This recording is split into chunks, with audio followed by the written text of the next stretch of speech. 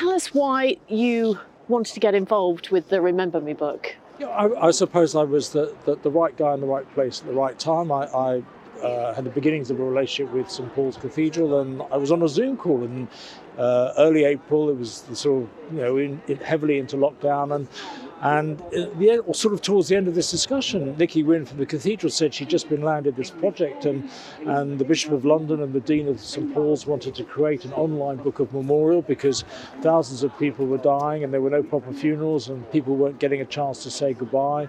And the trouble is, she said, we've got no money, we've got no people, everyone had been furloughed, and this had to be done quickly, and she didn't know where to go. And I said, this is really important, you've absolutely got to do this, don't worry about the money, I'll do that. And do you want me to make some calls? And we'll bring some teams together.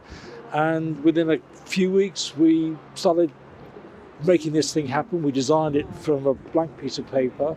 And I have to say, of all the things, worthwhile things to be doing during lockdown, this was really very special. And we eventually launched it 5 weeks later, and we've got something like 6,500 or 7,000 people who left messages and photographs, and we're now moving that on to a physical memorial which we're going to build in the cathedral when we've raised the money. And the really important thing is that we're only at 6,500 or 7,000 messages at the moment, and unfortunately there have been 50,000 plus people who've died, so we need to get the message out to all those families. And the important thing here is to also mention that this memorial is for people of all faiths and none. I'm Jewish.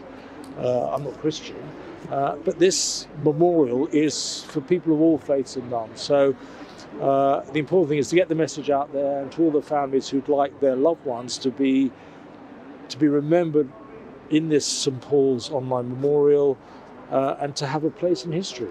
Yeah.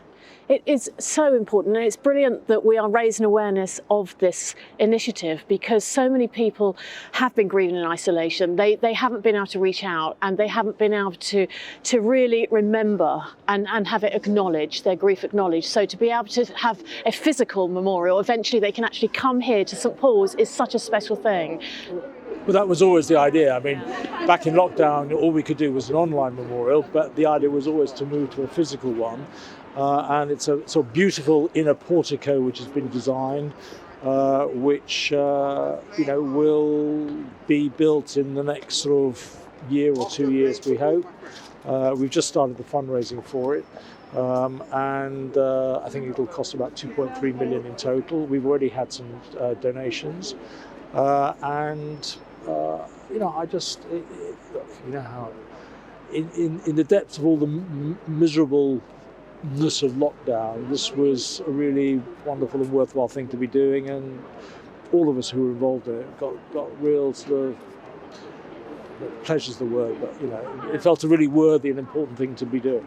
It is, and also ongoing. So it's not just now, it's not just through COVID, but I should imagine this will probably be an ongoing project that maybe people can leave their messages and their photographs. Well, the idea, I mean, it's for people who've lost loved ones as a result of COVID. So it's a pretty broad definition.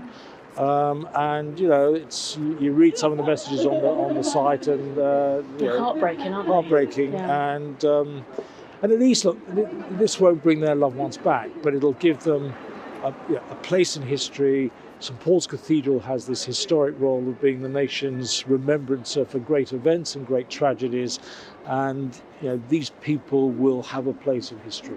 And that's so important. So thank you so much for doing this, and we're really happy to raise awareness and promote it as much as we possibly can. You're doing terrific work, and thank you very much. Thank you.